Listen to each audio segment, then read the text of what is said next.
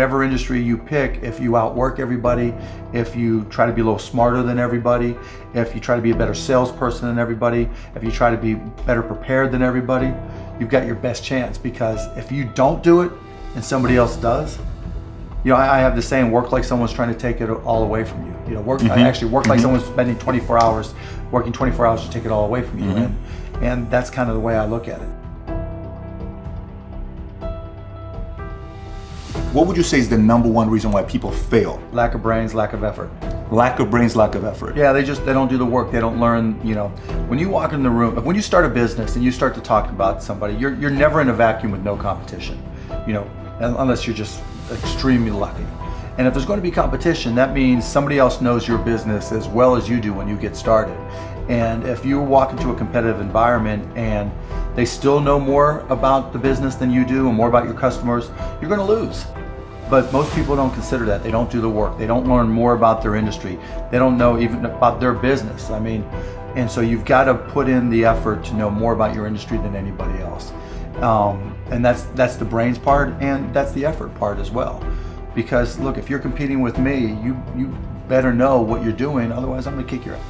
And you're not gonna outwork me. And so, the combination is usually what kills businesses early on more than anything. You could, within a 5-10 minute interview, say, this dude's not gonna make it as an entrepreneur. Yeah, I can typically tell, right? I can tell by their passion, I can tell by their focus, I can tell by their preparation. There's a whole realm of things in any business. Here's the business you're in, and here's 1,000 things that influence whether or not you're going to be successful. Through my experience in businesses, I can put myself in his position and say, okay, here are 900 of the 1,000 things he has to be aware of, and then go through and ask. And by how many of those or her issues they've been able to address already, that kind of gives me a sense of how hard they're willing to work. And I can tell by the questions they ask me. So all I have to do is say, okay, what do you want to know? And when they start saying, what should I do? They ask you. Yeah, and that's fine, right? And I want them to ask questions, but people like to say, the only stupid questions are the ones you don't ask, and that's not right? Because the questions you ask tell whoever more about you than anything else you do. Because in particular, it tells me about your preparation. If you ask me questions about just basic things that you should have known and you should have down to a science, that's going to disqualify you almost more than anything. If you're not always learning, to this minute, if I'm not continuously learning, if I'm not just absorbing as much as I can absorb, someone else is going to kick my ass, right? So you talk about paranoia. The greatest source of your paranoia should be knowledge. If someone else knows more than you do, and if you're not learning, if you don't know how to learn, if you don't have a thirst for learning and acquiring information, you're SOL. Do you think there needs to be a healthy level of paranoia? Oh, absolutely. There needs to be. Oh, yeah. I mean, I always say, for every one of my businesses, I said, what would I do to kick my own ass? You're right. So whatever business you have, there's somebody trying to put you out of business. There's somebody trying to take a bite out of your business. And it's better for you to figure out how they're going to do it rather than they do it. And so, yeah, that's being paranoid. And so you have to be paranoid. You have to anticipate other people's next moves, and you can't ever, downplay the competition. I was at a business plan competition this morning at a college, and they were kind of being dismissive of the competition. And so you can't ever do that. They're out there trying to take you down, and they're not just going to sit still. And if you're good, really, really good, you're going to inspire them to work even harder, faster, better. And so you have to be, very self-aware of what you're good at and what other people are good at. And, a healthy dose of paranoia makes a big difference. Is very helpful. Let's transition to a different subject with college. You went to IU, Yep. right? Now you got a lot of people that say, forget about school, drop out of school. They're idiots. So you think they're idiots? They're idiots. Tell me why. If you're going to have and run a business, if you don't understand accounting, you're already behind the 8 ball. Can't you hire a guy that knows how to run But then accounting? they still have to communicate to you. Your accountant might tell you you're profitable, but your cash is going down. Not understanding a breakdown. And when you don't, Do you think you need college to learn that? yeah, I think you do, right? Because it may not, for some people, look, if you're so self-motivated that you can take an online course in accounting and teach yourself everything, you're way ahead of the game anyways. But most people aren't. I don't care if you go to a community college and take accounting and spend $99 for the class. Just, spending the money forces you to be more obligated to do it. But accounting, finance, lesser extent marketing, sales if the school offers that, these are all that's the language of business. And so while it's possible to teach yourself these things, and while it's possible to hire them, when you're starting your own company, you don't want to have to spend money hiring an accountant. Well, let me tell you that if you've gone through all these classes, you probably don't have to hire a lawyer to incorporate, right? You can probably figure out yourself. And so your cost of opening up a business drops. But even more important than all that, that's the blocking and tackling. That's the language of business. You know, the thing I learned at Indiana that was more important than anything else, I learned how to learn.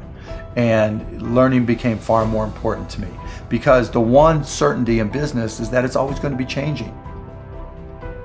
How does one entrepreneur increase the speed in areas that they can increase? There's certain things you can't control. Speed in what way? Speed of growing your business. All right. So how fast can I grow? Yeah, I mean, it just depends. You've got to know your own skill set, right? And you've got to know how that fits within your company's life cycle. You know, some companies are slow grind. And you just have to understand that, and you've just got to bide your time until it starts to click, and then grow with it quickly. You know, if you're trying to release a product that needs to be ubiquitous, you've got to go as fast as you can, and then, you know, release a product, yeah, like a launch. Yeah, and you know, there's a lot of people who will say, you know, perfection is the enemy of profitability, right? And that doesn't mean you have to wait till it's a perfect product. It really just depends on what the product is. It, you know, a barbershop, right? Is it an app? Is it a service? Is it a product? But, you know, the key is looking for the low-hanging fruit. What customers are willing to write you a check or commit to it?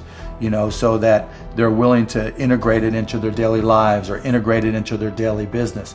And so getting a commitment either through time or revenue is typically what I look for. And so if I can get a commitment, then I'm going to be able to learn. I'm going to see how they use it. Do they sustain usage? And then once I get the next one, you know, hopefully it came a little bit faster than the first one. Then I can ask for referrals, and then the next one, then the next one, and I just try to ramp it up. You know, when I bought the Mavs, we had no season ticket holder base. And so literally it was a matter of just putting a list of former season ticket holders in a white pages back then, you know, on my desk next to my phone, and making phone calls. You? Yeah, me. Yeah, because if I'm not going to do it, how can I expect someone else to do it, right?